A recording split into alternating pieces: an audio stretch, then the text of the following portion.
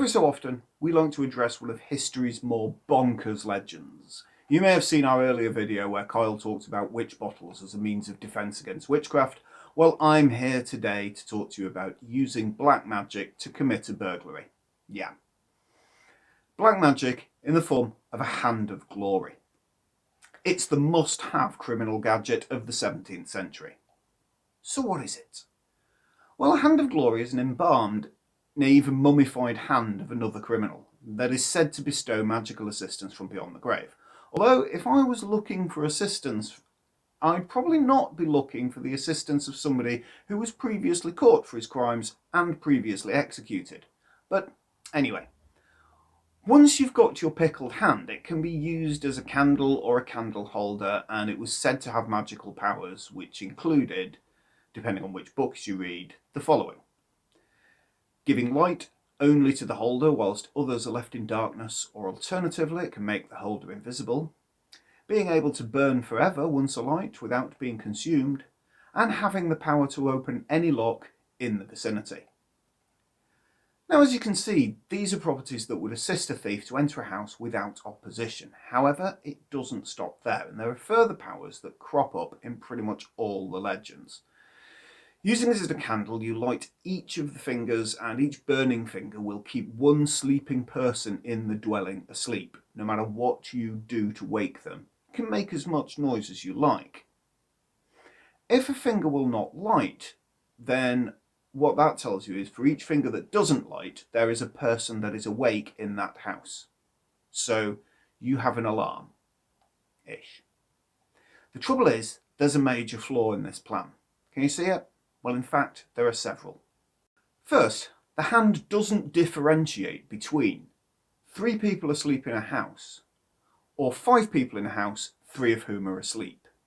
As pre-burglary intelligence goes, this is not filling me with confidence, and certainly not eliminating sufficient risk for me to go to the trouble and revulsion of making one. Secondly, a couple of rumoured witches aside, hands only have a maximum of 5 digits, which is going to make the Hand of Glory useless when attempting to gain entry to a reasonably wealthy family dwelling. Once you've got a husband, a wife, 3 children and a manservant with a blunderbuss, I start to get uncertain about who's awake. So, not exactly the best gadget, but they're still there. So how does it work? And I'm going to use the word work very lightly here. It's what's known as sympathetic or imitative magic, and it's a cast iron belief in the late 16th and early 17th centuries. If something shares the characteristics of something else, then it has the powers and properties typical of those characteristics. You see this a lot in early folk medicine, where red plants are considered good for the blood, or daisies being good for poor eyesight, and you see it go on through time, through the legends of voodoo, etc. This is all sympathetic magic. And what better to give the superstitious criminal the edge than the powers of another criminal, the darkest of criminals, and the darker the soul, the more that darkness will be your friend. Getting this? Yeah. So how do you make one? Well, there are manuals, believe it or not.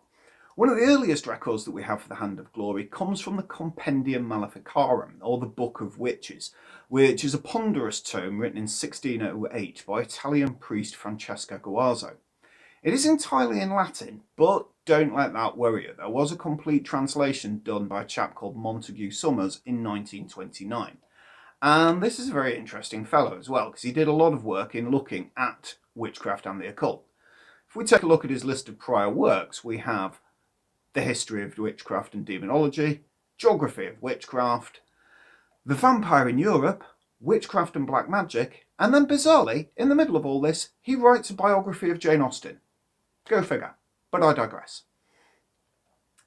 Well, the Compendium Maleficarum mentions them. It is a witch hunter's manual, so it's not going to teach you how to make one. For that recipe, we need to turn to an occult grimoire known as the Petit Albert from 1706, or to give it its full title, Secret merveilleux, la magie naturelle et cabalistique du Petit Albert.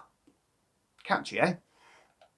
This tells us how to make a version that gives light only to the beholder and keeps sleeping people asleep. So, First of all, take the right or left hand of a felon. Hang on, there are other hands?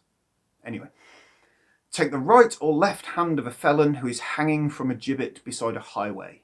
Wrap it in part of a funeral pall, and so wrapped, squeeze it well. And this makes sure it's all dried out and there's no blood in it, etc. Then put it into an earthenware vessel with Zymat, which is copper carbonate, nitra, which is saltpeter, salt, and long peppers, which you can buy from Amazon. The whole well powdered. Leave it in this vessel for a fortnight, then take it out and expose it to full sunlight during the dog days until it becomes quite dry. For those of you who are not initiated with that, the dog days are basically the days of summer between mid-July to mid-September. Next, make a kind of candle from the fat of a gibbeted felon. Probably use the same felon that we were using before. Virgin wax, sesame and pony. Pony being horse dung, because this is the 17th century and it's got to involve some form of bodily waste or then it's just not going to work. And virgin wax is just beeswax, by the way. And use the hand of glory as a candlestick to hold this candle when lighted, and then those in every place into which you go with this baneful instrument shall remain motionless. This version has it holding it in a candle, but if you're going to use it to determine the number of people in the house, then you simply just dip the fingers of it in the wax and light them accordingly. Simple and multi-purpose. Helpfully, the Petit Albert also tells us how you can defend against this sort of thing, which in typical fashion is just as grim. It states, the hand of glory would become ineffective and thieves would not be able to utilise it if you were to rub the threshold or other parts of the house by which they may enter with an oil composed of the gall of a black cat, the fat of a white hen, and the blood of the screech owl. And this substance must be compounded during the dog days. I'll confess, once having done this, the thieves might not be able to get in. But I can imagine any of my family and friends are not going to want to come in either. And plus, since I'm spending the summer rendering chicken fat, owl blood and cat guts, I'm fairly certain they're not going to want to come round beforehand either. Now, like many curious books of history, we can look through the Petit Albert online. We will put a link to it in the description. There is an English version. And it not only contains this recipe, but other supposedly useful cons, scams and potions, etc. It will teach you how to turn lead into gold, how to create fake money with tin, and how to create imitation pearls, and bears an uncanny resemblance to the sort of stuff and style that you could get out of the Anarchist Cookbook in the 1970s. And it shows, I think, beautifully that things don't really change. So did these things really exist? Well, yes, they did. There are people confessing to making them throughout the Scottish witch trials of the 16th and 17th centuries, although those confessions, given the level of torture available, are probably not that reliable. But for good evidence of an existence of a hand of glory, you could, at least until lockdown came in, go and see one. They have one in the collection of the Whitby Museum. It's fairly grotesque, but it is still in existence. So when everything opens up, please go and see it, because you're not going to find one of these anywhere else. So there you have it. If you want to become a much better burglar, or you want to go in for a more unusual method of home security, you now know how. It's just a shame we haven't gibbeted a criminal since 1832, but you know, them's the breaks. Stay safe, don't have nightmares. Thanks for watching. Bye bye.